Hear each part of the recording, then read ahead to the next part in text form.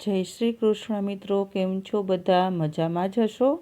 તો આજે આપણે બજારમાં મળતો એકદમ ટેસ્ટી ડ્રાયફ્રૂટથી ભરપૂર ઓછા ખર્ચમાં અને ઓછી સામાન વિધિથી એક જ મસ્કામાંથી 2 શ્રીખંડ બનાવીશું. એક ડ્રાયફ્રૂટ વેનીલા શ્રીખંડ અને બીજો છે મારા ધ્યાનનું ફેવરિટ ચોકલેટ ચિપ્સ શ્રીખંડ બનાવીશું. તો ફ્રેન્ડ, નાના અને મોટા સૌને ભાવે એવું ઘર પર શ્રીખંડ બનાવવાની રેસિપીને લાઈક કરજો, ફ્રેન્ડ અને ફેમિલીમાં શેર કરજો, પેજને ફોલો કરજો અને ચેનલને સબસ્ક્રાઈબ કરજો.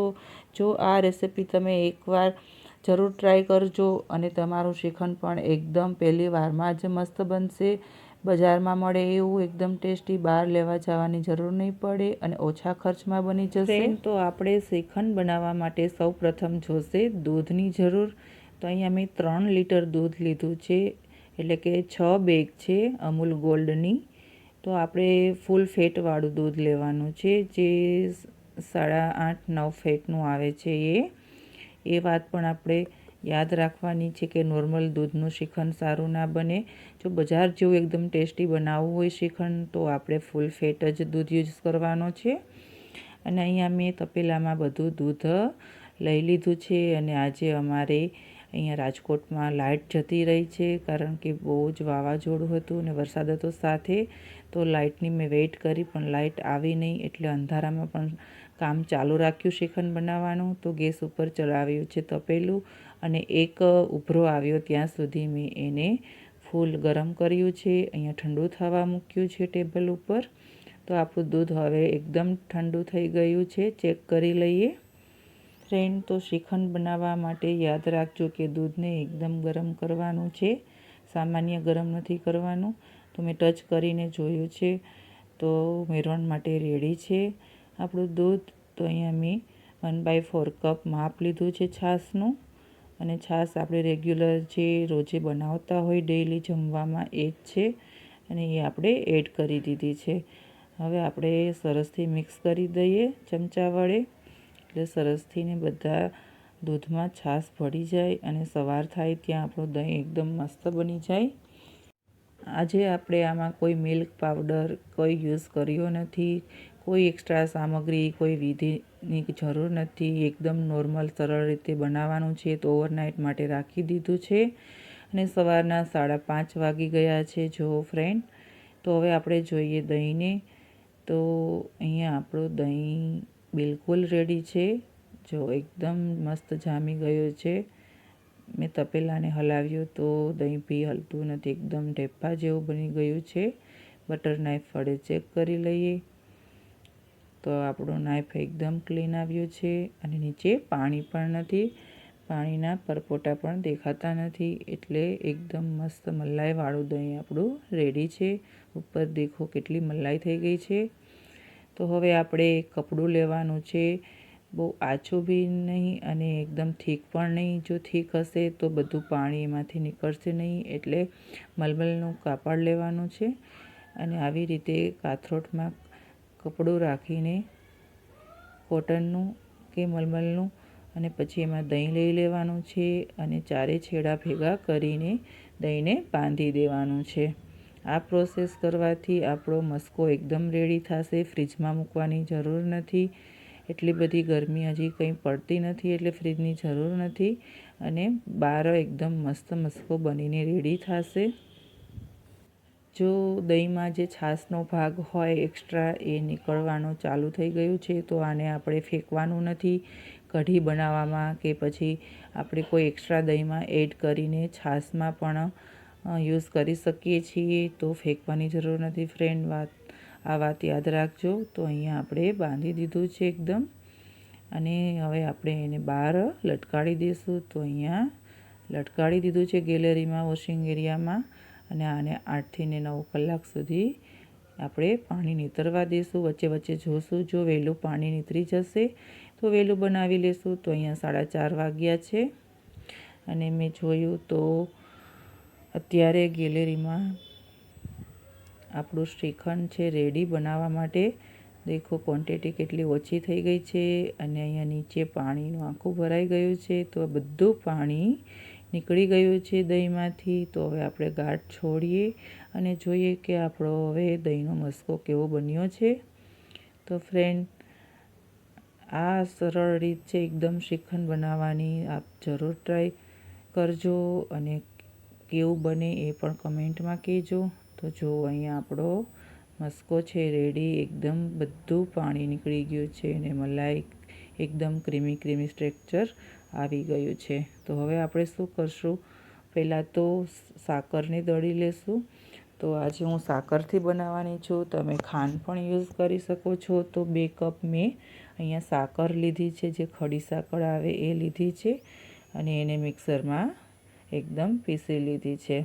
ફ્રેન્ડ, તો તમે જેવું ગળ્યું ખાતા હોય એ રેકોર્ડિંગ પ્રમાણે તમે ખાંડ કે સાકરનો યુઝ કરી શકો છો. તો અહીંયા મેં 2 કપ લીધી છે. તો એ માપ જ પરફેક્ટ છે, નહીં એકદમ ગળ્યું કે નહીં એકદમ મોડું, એકદમ માપનું જ આપણું શ્રીખંડ બનશે. તો અહીંયા મેં હવે એક પ્રોસેસ ચાલુ કરી છે. તો ઘઉં ચાળવાના ચાયણાની જે જાળી હોય એ લીધી છે અને જે આપણો મસ્કો રેડી થયો છે એને એમાં ઘસવાનો છે. તો આ પ્રોસેસ કરવી ખૂબ જ જરૂરી છે. તો આ તમે સ્કીપ કરતા નહીં, કેમ કે જેમાં ક્રીમી સ્ટ્રક્ચર હોય એ બધું એકદમ બારીક થઈ જાય અને દાણાવાળું બની જાય એકદમ મસ્ત. તો એના માટે આ પ્રોસેસ કરવી ખૂબ જરૂરી છે અને એમાં એકદમ ખાંડ કે સાકર એકદમ મિક્સ ભળી જાય એટલા માટે, ગઠ્ઠા ના રહે એટલા માટે. તો અહીંયા જુઓ આપણું એકદમ મસ્કો રેડી છે. અત્યારે થોડુંક ઢીલું છે એકદમ, પણ ફ્રીજમાં મૂકશું એટલે મસ્ત થઈ જશે અને હજી સાકર આવશે એટલે હજી પણ થોડું ઢીલું થશે. તો અહીંયા પહેલાં મેં થોડી સાકરનો પાવડર એડ કર્યો છે, થોડી હજી બચાવી છે. તો આપણે પહેલાં આને મિક્સ કરી લઈએ, પછી પાછળથી પાછી નાખશું. તો ફ્રેન્ડ, આ શ્રીખંડ બનાવવો એકદમ સરળ છે અને ઓછી સામગ્રીથી થઈ જાય છે, તામઝામ વગર થઈ જાય છે અને કંઈ એટલો ઝંઝટ નથી. તો તમે પણ બનાવી શકો છો.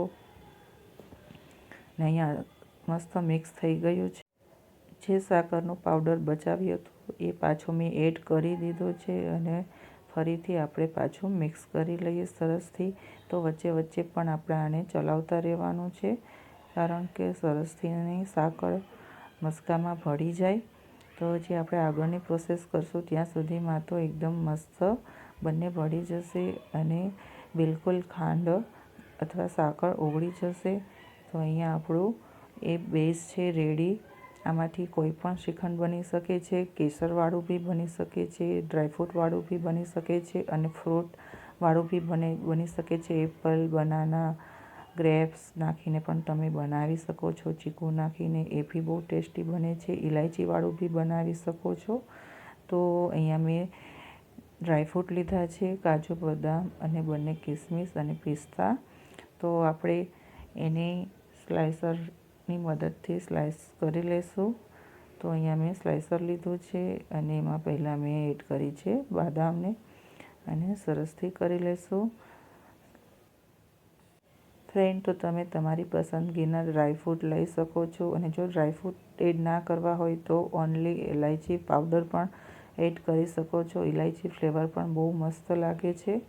તો અહીંયા મારું બધું ડ્રાયફ્રૂટ મેં રેડી કરી લીધું છે. કાજુ, બદામ, કિસમિસ, પિસ્તા અને મેં કિસમિસના 2 ટુકડા કરી લીધા છે.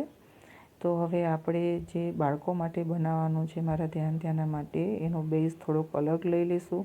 તો 4 થી 5 ચમચા મેં એક બીજા બાઉલમાં લઈ લીધું છે અને બીજું છે એમાં આપણે હવે વેનીલા એસેન્સ એડ કરીશું. એ બિલકુલ ઓપ્શનલ છે. જો તમારે ના કરવું હોય તો બી ચાલે અને એના બદલે વેનીલા આઈસ્ક્રીમ એડ કરવું હોય તો પણ ચાલે. તો મેં આઈસ્ક્રીમ એડ નથી કર્યું અને 1/4 ટીસ્પૂન મેં એડ કર્યું છે વેનીલા એસેન્સ અને જે આપણે ડ્રાયફ્રૂટની સ્લાઇસ બનાવીને રેડી કરી છે એ એડ કરી છે. બધી નથી કરી, જે થોડી બાકી રાખી છે. જેમ જેમ મિક્સ કરતા જશું એમ એડ કરતા જશું. તો અહીંયા જુઓ આપણું આ જે શ્રીખંડ છે, પહેલો બેઝ છે એ રેડી થઈ ગયો છે વેનીલા ડ્રાયફ્રૂટ શ્રીખંડનો અને હજી એકદમ ઢીલું છે, પણ બિલકુલ ગભરાવાની જરૂર નથી. થોડી વાર 2-3 કલાક ફ્રીજમાં રાખશું એટલે બહુ મસ્ત બની જશે. અને આ બીજું છે આપણું ચોકલેટ, બાળકોનું હોટ ફેવરિટ. તો એમાં મેં નેચ્યુલા ચોકલેટ નાખી છે 1 ટેબલ સ્પૂન અને જે ચોકો ચિપ્સ આવે છે પેલા ટ્રાયેંગલ એ એડ કર્યા છે, બાળકોના ફેવરિટ છે. અને બસ હવે એને મિક્સ કરી લેવાનું છે. બીજું કશું નથી આમાં ચોકલેટ આઈસ્ક્રીમમાં, પણ એકદમ બહુ ટેસ્ટી લાગે છે. બાળકો એટ્રેક્ટ થાય છે ચોકલેટથી અને શ્રીખંડ ખાય છે. આ ગરમીમાં બાળકોને પણ શ્રીખંડ ખવડાવવું જરૂરી છે. તો જોઈ શકો છો તમે આનો ગેટઅપ કેવો મસ્ત આવે છે, લુક જુઓ કેવો. તો આપણું ચોકલેટ શ્રીખંડ રેડી છે અને ડ્રાયફ્રૂટ વેનીલા શ્રીખંડ પણ રેડી છે. તો આ એકદમ સરળ રીતથી મેં તમને બનાવીને બતાવ્યું છે. તો બંને શ્રીખંડ આપણા રેડી છે. તો તમને આ રેસીપી કેવી લાગી એ કમેન્ટમાં કહેજો. હવે આપણે આને ફ્રીઝમાં મૂકવાનું છે. તો વહેલું ખાવું હોય તો આપણે એને ફ્રીઝરમાં પહેલાં મૂકશું અને પછી નીચે લઈ લઈશું નીચેના ભાગમાં. તો અત્યારે હું પહેલાં મૂકીશ ફ્રીઝરમાં. તો મેં અહીંયા એરટાઈટ ડબ્બામાં લઈ લીધું છે, ટ્રાન્સફર કરી લીધું છે બધું શ્રીખંડને. અને હવે આપણે એની ઉપર થોડુંક ફરીથી ડ્રાયફ્રૂટ એડ કરીશું, ડેકોરેટ કરીશું અને પછી એકદમ એરટાઈટ ડબ્બો એડ કરીને ફ્રીઝરમાં રાખી દઈશું 2 થી 3 કલાક. અને આપણે એને જમવામાં લઈ શકીએ છીએ. આ છે બીજું આપણું ચોકલેટવાળું બાળકોનું ફેવરેટ. અને બંને શ્રીખંડને મેં રાખી દીધા છે ફ્રીઝરમાં. 2 થી 3 કલાક પછી આપણે આ શ્રીખંડને આરામથી ખાઈ શકીએ છીએ ફ્રેન્ડ. તો આ તમને મારું શ્રીખંડ કેવું લાગ્યું એ કમેન્ટમાં જરૂર કહેજો. અને સારું લાગ્યું હોય તો વિડીયોને લાઇક કરજો, શેર કરજો, સબસ્ક્રાઈબ કરજો પેજને.